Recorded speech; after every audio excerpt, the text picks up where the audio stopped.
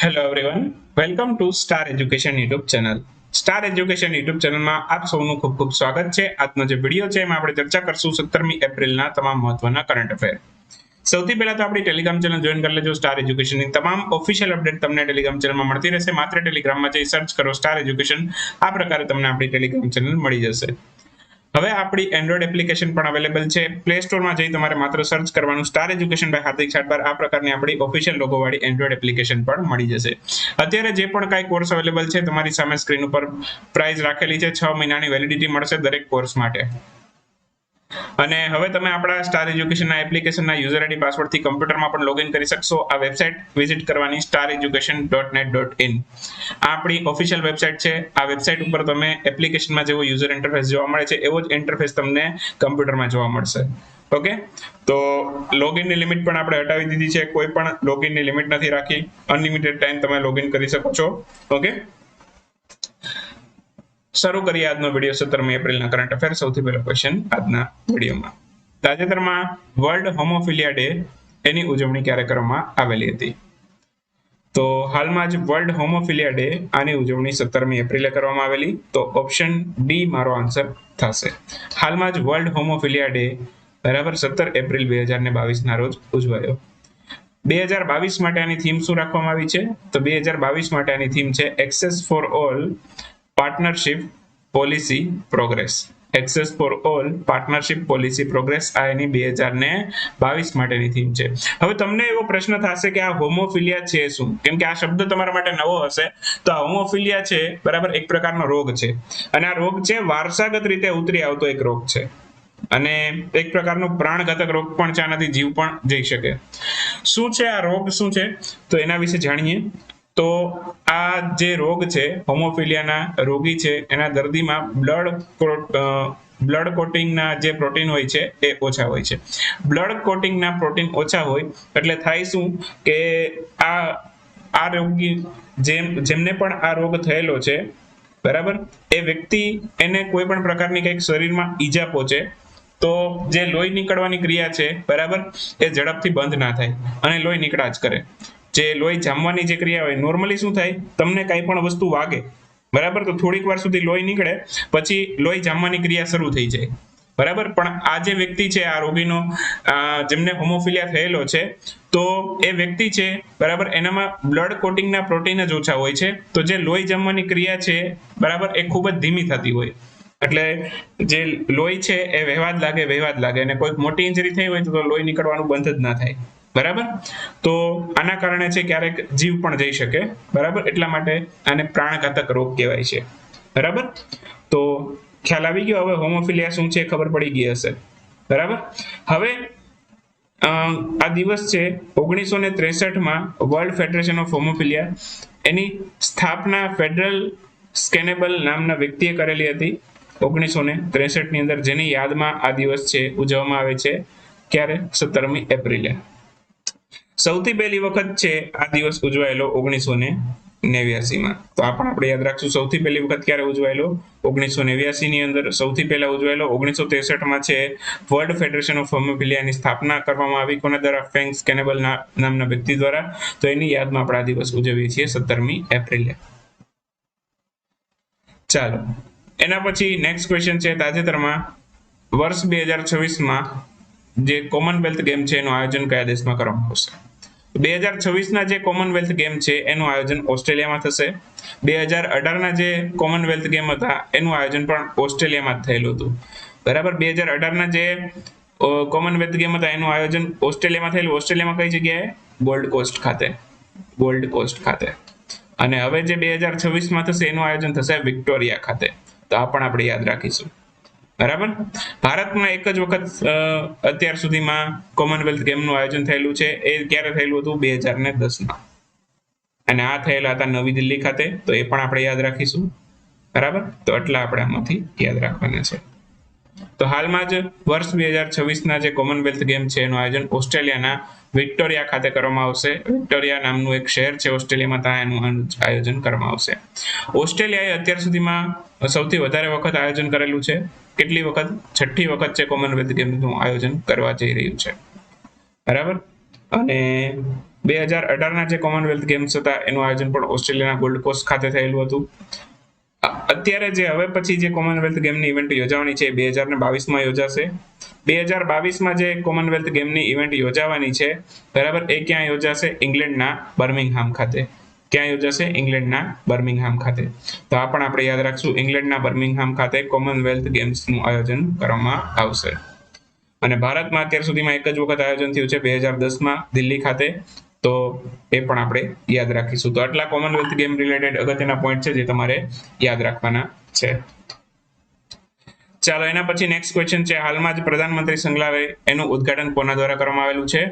તો પ્રધાનમંત્રી સંગ્રહાલય એનું ઉદ્ઘાટન કરવામાં આવેલું છે હાલમાં જ પ્રધાનમંત્રી નરેન્દ્રભાઈ મોદી દ્વારા. તો ઓપ્શન બી આપણો આન્સર થશે. પ્રધાનમંત્રી નરેન્દ્રભાઈ મોદી એમણે આ પ્રધાનમંત્રી સંગ્રહાલય છે એનું ઉદ્ઘાટન કરેલું છે. અહીં તમે ઇમેજમાં જોવો છો આ પ્રકારે પ્રધાનમંત્રી સંગ્રહાલય છે જેનું ઉદ્ઘાટન કરેલું આપણા ભારતના વડાપ્રધાન નરેન્દ્રભાઈ મોદીએ. આ સંગ્રહાલય છે, આના પ્રોજેક્ટની શરૂઆત થઈ હતી વર્ષ 2018માં અને આ અત્યારે એનું નિર્માણ કરવામાં આવેલું છે નવી દિલ્હી ખાતે. નવી દિલ્હી ખાતે આ પ્રધાનમંત્રી સંગ્રહાલય છે એનું નિર્માણ થયું છે. આની અંદર શું છે? તો ભારતના ભૂતપૂર્વ પ્રધાનમંત્રીઓ જેટલા પણ થઈ ગયા અત્યાર સુધીમાં બરાબર, વડાપ્રધાન નરેન્દ્રભાઈ મોદી 15માં છે, એની પહેલા જેટલા પણ 14 પ્રધાનમંત્રીઓ છે, ભૂતપૂર્વ પ્રધાનમંત્રીઓ બરાબર, તો એના કાર્યકાળ દરમિયાન એમણે કરેલા કાર્યો છે એનું આની અંદર છે વર્ણન જોવા મળશે. બરાબર, તો આ એક સંગ્રહાલય છે બરાબર, જેમાં 14 પ્રધાનમંત્રીઓ છે એમના કાર્યોનું વર્ણન કરેલું હશે. ચાલો એના પછી નેક્સ્ટ ક્વેશ્ચન છે, international Gandhi awards for leprosy. બરાબર, આ પુરસ્કાર છે international Gandhi awards for leprosy એટલે કે રક્તપિત્ત. લેપ્રસી એટલે કે શું? રક્તપિત્ત ગુજરાતીમાં કહીએ તો આને કોના દ્વારા જાહેર કરવામાં આવેલા છે એવું પૂછેલું છે. તો આ એવોર્ડ જાહેર કર્યા છે ઉપરાષ્ટ્રપતિ આપણા એમ વેંકૈયા નાયડુ. તો ઓપ્શન સી આપણો આન્સર થશે. એમના દ્વારા છે આ એવોર્ડ જાહેર કરવામાં આવેલા છે. ઉપરાષ્ટ્રપતિ વેંકૈયા નાયડુ છે એમણે આ international Gandhi awards for leprosy એટલે કે રક્તપિત્ત માટે આંતરરાષ્ટ્રીય ગાંધી પુરસ્કારો જાહેર કરેલા છે. અને આ જે પુરસ્કાર છે બરાબર, એનાથી કોને સન્માનિત કરવામાં આવેલું છે? વ્યક્તિગત કેટેગરી અને ઇન્સ્ટિટ્યૂટ.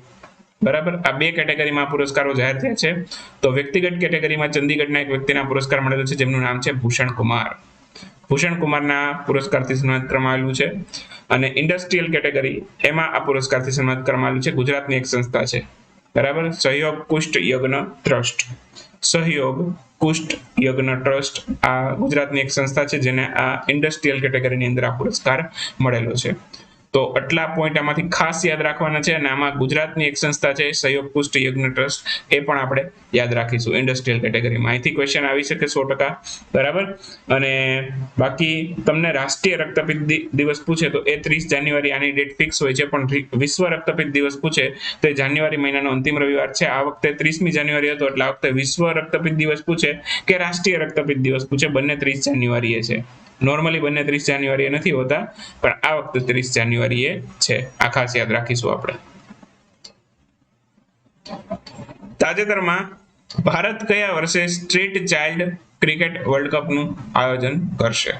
આ સ્ટ્રીટ ચાઇલ્ડ ક્રિકેટ વર્લ્ડ કપનું આયોજન ભારત કરશે 2023માં. તો ઓપ્શન બી આપણો આન્સર થશે. હાલમાં જ છે street child cricket world cup 2023નું આયોજન છે ભારતમાં કરવામાં આવશે. બરાબર, અને આની અંદર છે બરાબર, આ માત્ર ખાલી ભારતની અંદર જ ટુર્નામેન્ટ રમાશે એવું નથી. આની અંદર 16 દેશો ભાગ લેશે. વિશ્વના 16 દેશો ભાગ લેશે, જેમાં 16 દેશોની 22 ટીમો આની અંદર જોડાશે. 16 દેશોની કેટલી ટીમ? 22 ટીમ. તો આમાં કુલ કેટલી ટીમ ભાગ લેશે? 22. કુલ કેટલા દેશો જોડાશે? તો કે 16. કયા કયા છે 16 દેશોમાં? Bangladesh, Bolivia, Brazil, Burundi, England, Hungary, Mauritius, Moscow, Nepal, Rwanda, દક્ષિણ આફ્રિકા, શ્રીલંકા, તંજાનિયા, યુગાન્ડા અને ઝિમ્બાબ્વે. તો કુલ આટલા 16 દેશો છે એની 22 ટીમો છે ભાગ લેવાની છે. તો એટલે આમાંથી યાદ રાખવાનો પ્રયત્ન કરશું. દેશના નામ યાદ ન રાખો તો ચાલશે બરાબર, ખાલી આ બે મુદ્દા યાદ રાખજો. આયોજન ક્યાં થશે અને કેટલા ટીમ ભાગ લેશે અને કેટલા દેશો ભાગ લેશે. ચાલો એના પછી વિશ્વ અવાજ દિવસ ક્યારે ઉજવાયેલો? બરાબર, વિશ્વ અવાજ દિવસ છે 16 એપ્રિલે ઉજવાયેલો. તો ઓપ્શન સી આપણો આન્સર થશે. ગઈકાલે વિશ્વ અવાજ દિવસની ઉજવણી કરવામાં આવી હતી. આને વર્લ્ડ વોઇસ ડે પણ કહેવાય છે. શું કહેવાય છે? World voice day. અંગ્રેજીમાં વર્લ્ડ વોઇસ ડે કહેવાય, ગુજરાતીમાં આપણે કહીએ તો વિશ્વ અવાજ દિવસ. બરાબર, અને થીમ આની 2022 માટે શું છે? Lift your voice. Lift your voice. તો આ એની થીમ છે 2022 માટે. અને સૌથી પહેલી વખત આ દિવસ 1999 ઉજવાયેલો. તો ત્રણેક પોઈન્ટમાંથી ક્વેશ્ચન આવી શકે. એક તો થીમ પૂછે, એક તો ક્યારે કઈ તારીખે ઉજવાય એવું પૂછે, અને એક તો સૌથી પહેલી વખત ક્યારે ઉજવાયેલો એવું પૂછે. તો બસ એટલા 3 પોઈન્ટ યાદ રાખો દિવસો વાળા ક્વેશ્ચનમાં, એટલે ઘણું થઈ જાય. ચાલો હવે વાત કરીએ આજના ક્વિક ન્યૂઝની. ક્વિક ન્યૂઝમાં સૌથી પહેલો ક્વેશ્ચન આજના વિડીયોમાં. તાજેતરમાં 19 દેશોના 22 ઇનોવેટર્સ માટે સંયુક્ત રાષ્ટ્રની કઈ સંસ્થા છે, બરાબર, એણે ક્લાઇમેટ એક્શન માટે $2.2 મિલિયન ની રકમ જાહેર કરી છે. હવે અહીંયા ધ્યાન રાખજો, ક્લાઇમેટ એક્શન જોઈને આમાં એક ઓપ્શન જ્યારે પણ તમને પૂછે ને ત્યારે યુએનઈપી પણ આપશે. તમને એમ થાય પર્યાવરણ વાળું જશે, બરાબર, તો આ એન્વાયરમેન્ટ પ્રોગ્રામ વાળો આન્સર ન આવે તમારો, બરાબર. અહીંયા યુનાઇટેડ નેશન્સ ડેવલપમેન્ટ પ્રોગ્રામે કરેલું છે. આ રકમ જે જાહેર કરેલી છે કોણે કરેલું છે? Development programme. કેમ કે ઘણા લોકો છે ક્લાઇમેટ એક્શન જોઈને યુએનઈપી માર્ક કરી દેશે, બરાબર. તો ધ્યાન રાખજો, બરાબર. અહીંયા યુએનડીપી છે, આન્સર તમારો યુએનડીપી છે. ચાલો એના પછીનો ક્વેશ્ચન છે નેશનલ કમિશન ફોર માઇનોરિટી, એટલે કે રાષ્ટ્રીય લઘુમતી આયોગ, એના ચેરપર્સન તરીકે કોની નિયુક્તિ કરવામાં આવી છે? તો ચેરપર્સન બન્યા છે હાલમાં જ ઇકબાલસિંહ લાલપુરા, રાષ્ટ્રીય લઘુમતી આયોગના. હાલમાં છે ભારતના કયા રાજ્યમાં બોહાગ બિહુ અથવા તો રંગાલી બિહુ ફેસ્ટિવલની ઉજવણી કરવામાં આવે છે? આસામ રાજ્યનો સૌથી મોટો તહેવાર છે અને આસામી લોકોનું નવું વર્ષ પણ કહેવાય છે. તો આન્સર આવશે આસામ, બરાબર. બોહાગ બિહુ અને રંગાલી બિહુ આ કયા રાજ્યનો તહેવાર છે? આસામનો. હાલમાં છે ભારતના કયા આઈઆઈટી ઇન્ડિયન એરફોર્સ સાથે શસ્ત્ર પ્રણાલીનો ઉકેલ લાવવા માટે કરાર કર્યા છે? ઇન્ડિયન એરફોર્સે કરાર કર્યા છે આઈઆઈટી મદ્રાસ સાથે. આઈઆઈટી મદ્રાસ બહુ જ ચર્ચામાં રહેલું છે, મેં તમને રિવિઝન પણ કરાવેલું છે. તો એ ડે 1, ડે 2, ડે 3 વાળા જે વિડીયો છે, કુલ 5 વિડીયો મૂકેલા છે, બરાબર, એ તમે જરૂરથી જોજો. હાલમાં જ છે ઓર્લિયન્સ માસ્ટર 2022, એમાં ભારતના કયા ખેલાડીએ ગોલ્ડ મેડલ મેળવેલો છે? ઓર્લિયન્સ માસ્ટર 2022 એમાં ભારતના મિથુન મંજુનાથ છે, એમણે ગોલ્ડ નહીં, એમણે સિલ્વર મેડલ મેળવેલો છે. તો આ પ્રશ્નમાં છે મિસ્ટેક છે, સિલ્વર કરી નાખજો, અહીંયા સિલ્વર મેડલ મેળવેલો છે, બરાબર. તો આન્સર આવશે મિથુન મંજુનાથ, એમણે સિલ્વર મેડલ મેળવેલો છે. તાજેતરમાં કયા રાજ્યની સરકાર છે એમણે હિમ પ્રહરી યોજના છે એની શરૂઆત કરેલી છે? તો હિમ પ્રહરી યોજના છે એની શરૂઆત કરવામાં આવી છે ઉત્તરાખંડની સરકાર દ્વારા. તો આન્સર આવશે ઉત્તરાખંડ, બરાબર. અને ઉત્તરાખંડ છે ત્યાં અત્યારે મુખ્યમંત્રી છે પુષ્કરસિંહ ધામી, અને ત્યાંના જે રાજ્યપાલ છે કોણ છે? Lieutenant general Gurmeet Singh. Okay, આ તો ઉત્તરાખંડની વાત થઈ. હમણાં આપણે આસામની પણ વાત કરેલી હતી. તો આસામના જે મુખ્યમંત્રી કોણ છે એ કોણ છે? હેમંતા બિસ્વા શર્મા. ઓકે, એ મુખ્યમંત્રી છે. અને રાજ્યપાલ કોણ છે અત્યારે ત્યાં? જગદીશ મુખી. જગદીશ મુખી જે નાગાલેન્ડના પણ રાજ્યપાલ છે, તો એ પણ આપણે યાદ રાખીશું. હાલમાં ભારત અને કયા દેશ વચ્ચે જોઈન્ટ સ્ટાફ ટોકનું આયોજન કરવામાં આવેલું હતું? તો જોઈન્ટ સ્ટાફ ટોકનું આયોજન ભારત અને ફ્રાન્સ વચ્ચે કરવામાં આવેલું. તો આન્સર આવશે ફ્રાન્સ. હાલમાં જ સેવ ધ એલિફન્ટ ડે, આની ઉજવણી ક્યારે કરવામાં આવી? તો આ પણ 16મી એપ્રિલે ઉજવાયેલો. તો આન્સર આવશે 16 એપ્રિલ. બસ વિડીયો આજનો પૂરો થાય છે. મળીએ આવતીકાલે 18મી એપ્રિલના વિડીયોમાં. ત્યાં સુધી રજા લઈએ. આવજો, બાય બાય, ગુડ નાઇટ, શુભરાત્રી. Thank you for watching star education.